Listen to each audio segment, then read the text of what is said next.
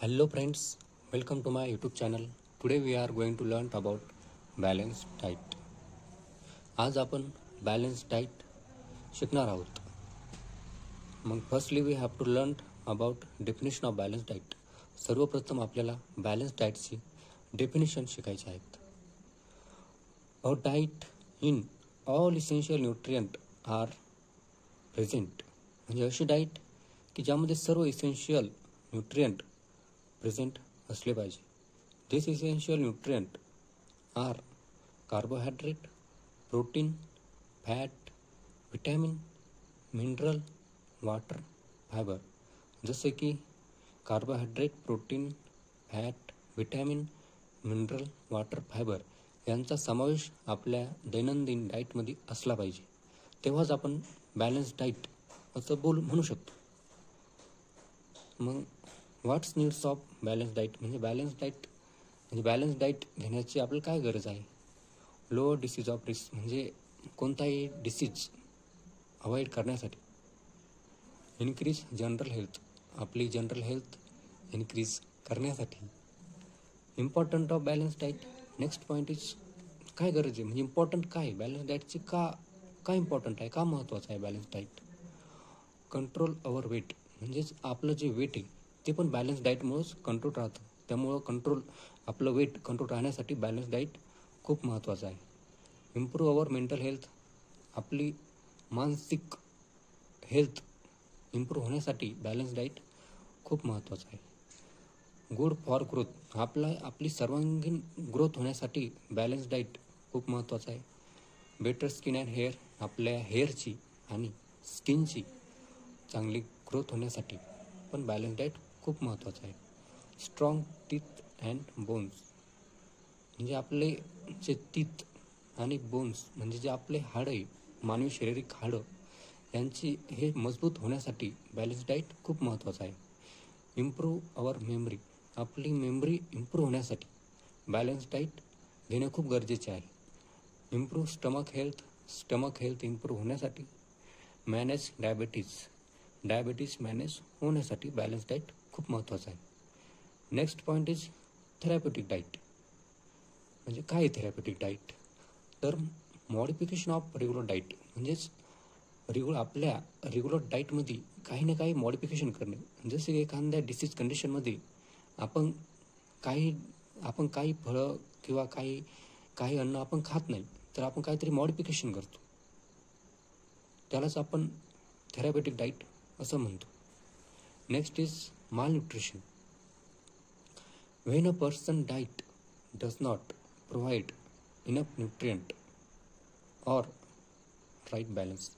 म्हणजे जेव्हा एखाद्या व्यक्तीच्या डाईटमध्ये म्हणजेच अन्नामध्ये डज नॉट प्रोव्हाइड होत नाही इनफ न्यूट्रिएंट. म्हणजे एखाद्या व्यक्तीच्या डाईटमध्ये पुरेसे न्यूट्रिएंट प्रोव्हाइड होत नाही, त्यालाच आपण मालन्यूट्रिशन असं म्हणतो. Next type of malnutrition. म्हणजे मालन्यूट्रिशनचे कोणकोणते प्रकार आहेत. तर पहिला फर्स्ट अंडर न्यूट्रिशन.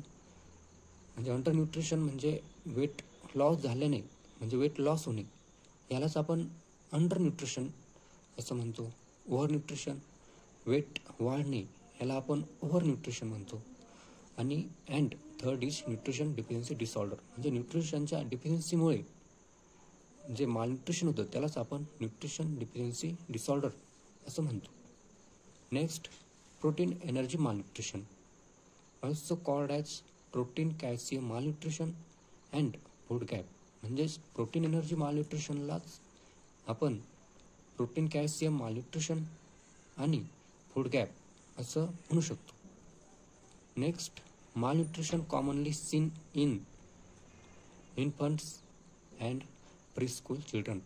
म्हणजे कॉमनली आपण मालन्यूट्रिशन जास्तीत जास्त इन्फंट्समध्ये, म्हणजे जे पण इन्फंट आहे म्हणजे नुकतेच जन्मलेले बाळ आणि प्री-स्कूल चिल्ड्रन म्हणजे शाळेत जाण्या अगोदरची मुलं यांच्यामध्ये आपण कॉमनली मालन्यूट्रिशन आढळून येते. First indicator of malnutrition is underweight. म्हणजे जे पहिलं इंडिकेटर म्हणू शकतो किंवा साईन ऑफ मालन्यूट्रिशन म्हणजे पहिलं इंडिकेशन ऑफ मालन्यूट्रिशन काय आहे तर ते अंडरवेट आहे. म्हणजेच आपले जे वेट आहे ते कमी होणे. जर एखाद्या मुलांमध्ये, एखाद्या इन्फंट्समध्ये किंवा प्रीस्कूल चिल्ड्रनमध्ये जर अंडरवेट होत असेल तर ते मालन्यूट्रिशनचं फर्स्ट इंडिकेटर आहे असं आपण म्हणू शकतो. Next, clinical future, quash worker आणि मरासमस. आता आपण क्वॉश वर्करमध्ये आणि मरासमसमध्ये काय डिफरन्स आहे ते आपण बघणार आहोत. त्यांच्या फीचर्समध्ये काय फरक आहे ते आपण आता बघणार आहोत. Firstly, muscle wasting. Muscle wasting म्हणजेच मसल्स मास लॉस होणे, म्हणजेच आपलं जे मसल्स मास आहे ते लॉस होणे, यालाच आपण मसल वेस्टिंग म्हणतो. मग क्वॉश वर्करमध्ये present but hidden by oedema, म्हणजेच क्वॉश वर्करमध्ये प्रेझेंट आहे परंतु हिडन बाय इडिमा. इडिमा म्हणजे सूज, पण ते सूज असल्यामुळे आपल्याला ते दिसत नाही. नेक्स्ट, मरासमसमध्ये प्रेझेंट अँड व्हिजिबल. मरासमसमध्ये प्रेझेंट आहे आणि ते आपल्याला दिसतं. नेक्स्ट, इडिमा म्हणजेच सूज. क्वॉश वर्करमध्ये प्रेझेंट आहे आणि मरासमसमध्ये अबसेंट आहे. म्हणजे इडिमा नसल्यामुळंच आपल्याला जे मसल्स वेस्टिंग आहे ते मरासमसमध्ये व्हिजिबल आहेत आणि इडिमा असल्यामुळे क्वॉश वर्करमध्ये मसल्स वेस्टिंग हे हिडन आहे. Next, weight. क्वॉश वर्करमध्ये low but hidden by oedema, म्हणजे क्वॉश वर्करमध्ये पण जे वेट आहे ते पण लो असतं बट ते हिडन आहे इडिमामुळे, म्हणजे सूज असल्यामुळं आपल्याला वेट कमी होत आहे असं ते दिसत नाही, जाणवत नाही. नेक्स्ट, मरासमसमध्ये वेट लॉस. Next, deficiency. क्वॉश वर्करमध्ये ओन्ली प्रोटीनची डिफिशियन्सी आहे, म्हणजे ओन्ली प्रोटीनची कमतरता आहे. तर मरासमसमध्ये प्रोटीन प्लस एनर्जी डिफिशियन्सी. तर मरासमसमध्ये प्रोटीनची पण आणि एनर्जी किंवा आपण त्याला कॅलरी असं पण बोलू शकतो, या दोन्हीची पण कमतरता असते. कॉज ऑफ मालन्यूट्रिशन, म्हणजे मालन्यूट्रिशन होण्याचे कारण काय आहेत, म्हणजे कशामुळे मालन्यूट्रिशन होतो. तर फर्स्ट रिझन, पहिलं जे कॉज आहे तर ते लो इकॉनॉमी, म्हणजे काही लोकांची लो इकॉनॉमी असते, त्यामुळे ते वेगवेगळे प्रकारचे न्यूट्रियंट घेऊ शकत नाही, त्यामुळे त्यांच्या बॉडीमध्ये न्यूट्रियंटची कमी असते, त्यामुळेच त्यांना मालन्यूट्रिशन होतो. नेक्स्ट इज लो एज्युकेशन, म्हणजे काही भागांमध्ये लो एज्युकेशन म्हणजे कमी एज्युकेशन असतं, म्हणजे ते कोणकोणत्या पद्धतीने न्यूट्रिशन घ्यायचे हे त्यांना माहीत नसतं, त्यामुळे मालन्यूट्रिशन होतो. नेक्स्ट इज ओव्हर पॉप्युलेशन, म्हणजे काही कुटुंबामध्ये जास्त पॉप्युलेशन असते आणि त्यांची इकॉनॉमी पण कमी असते, त्यामुळे त्यांना मालन्यूट्रिशन होऊ शकतो. नंतर fourth is proper food supply not available, म्हणजे काही रिजनमध्ये जर प्रॉपर फूड सप्लाय अवेलेबल नसेल तर त्यामुळे पण त्यांना मालन्यूट्रिशन होऊ शकतो. Next is kwashiorkor and marasmus. इटिओलॉजी,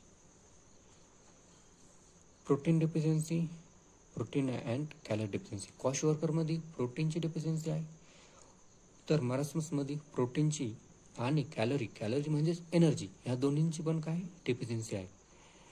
आणि क्वॉश वर्करमध्ये लेट विनिंग अँड मरासमसमध्ये अर्ली स्टॉप. लेट विनिंग म्हणजे जे लहान मुलं आहे त्यांना जे मिल्क दिलं जातं ते लेट विनिंग, म्हणजे उशिरा दिल्याने मुलांना क्वॉश वर्कर होऊ शकतो. आणि जर लहान मुलांना जर लवकर दूध दिलं बंद तर त्यामुळे त्यांना मरासमस होतो. नेक्स्ट, ऑकरन्स, म्हणजे कोणामध्ये आढळून येतो. Quash worker seen in young children 6 months to 5 years, म्हणजे जो क्वॉश वर्कर आहे तो यंग चिल्ड्रनमध्ये आढळून येतो 6 महिन्यापासून तर 5 वर्षाच्या चिल्ड्रनमध्ये आढळून येतो. And marasmus infant most affected, आणि मरासमस जास्तीत जास्त इन्फंट्समध्ये म्हणजे नुकतेच जन्मलेल्या मुलांमध्ये आढळून येतो. Mostly in developing countries in rural areas. म्हणजेच क्वाश वर्कर हा जास्तीत जास्त डेव्हलपिंग कंट्रीजमध्ये आणि डेव्हलपिंग कंट्रीजमध्ये पण खेड्यागावांमध्ये जास्त आढळून येतो. म्हणजे जसं की इंडिया, भारत, म्हणजे India is not developed country, India is developing country. म्हणजे आपण असं पण बोलू शकतो की डेव्हलपिंग कंट्रीज म्हणजे इंडियाचं पण एक्झाम्पल आपण इथे घेऊ शकतो. And marasmus mostly developed countries, cities and town. Developed countries example Americas, Japan, this are developed countries. ह्या देशांमध्ये सिटीमध्ये, शहरामध्ये अँड टाउन्स म्हणजे गावांमध्ये पण आढळून येतो. Appetite. Next is appetite. Appetite means भूक. तर क्वाश वर्करमध्ये म्हणजे क्वाश वर्करमध्ये जास्त भूक लागते, तर मरासमसमध्ये पुअर तर कमी भूक लागते.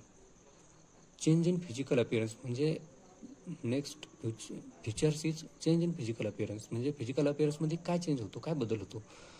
तर क्वाश वर्करमध्ये बल्जिंग स्टमच. म्हणजे बल्जिंग स्टमच म्हणजेच आपण म्हणजे फोटो पण बघितले असेल की काही मुलांचे जे स्टमक आहे, जे पोट आहे ते समोर आलेलं असतं, त्यांनाच आपण बल्जिंग स्टमच असं म्हणतो. Next shrink stomach. म्हणजे पोट जे ते आत जाणे, त्याला आपण श्रिंक स्टमक म्हणतो. Next ribs not prominent. म्हणजे क्वाश वर्करमध्ये जे रिप्स आहे ते आपल्याला क्लिअर दिसत नाही, तर मरासमसमध्ये रिप्स आर प्रॉमिनंट.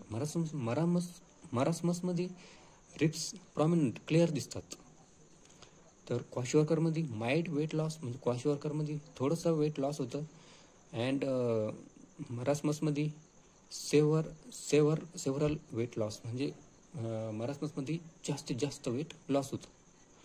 ट्रीटमेंट. तर यासाठी क्वाश वर्करसाठी आणि मरासमससाठी काय ट्रीटमेंट आहे. तर first is high protein diet. तर जे क्वाश वर्कर आहे तर त्यांनी हाय प्रोटीन म्हणजे प्रोटीन जास्त घेतले पाहिजे त्यांच्या डाईटमध्ये. And for marasmus diet rich in protein, carbohydrate, fat and other nutrient. And जे मरासमस आहे, ज्यांच्यामध्ये मरासमस आढळून येतो, त्यांनी डाएट रिच म्हणजे असं डाएट घ्यावं की ज्यामध्ये protein, carbohydrate, fat and other nutrient त्यांनी घ्यायला पाहिजे त्यांच्या डाएटमध्ये. So friends, today we have finished our balanced diet full chapter in one shot. Thank you.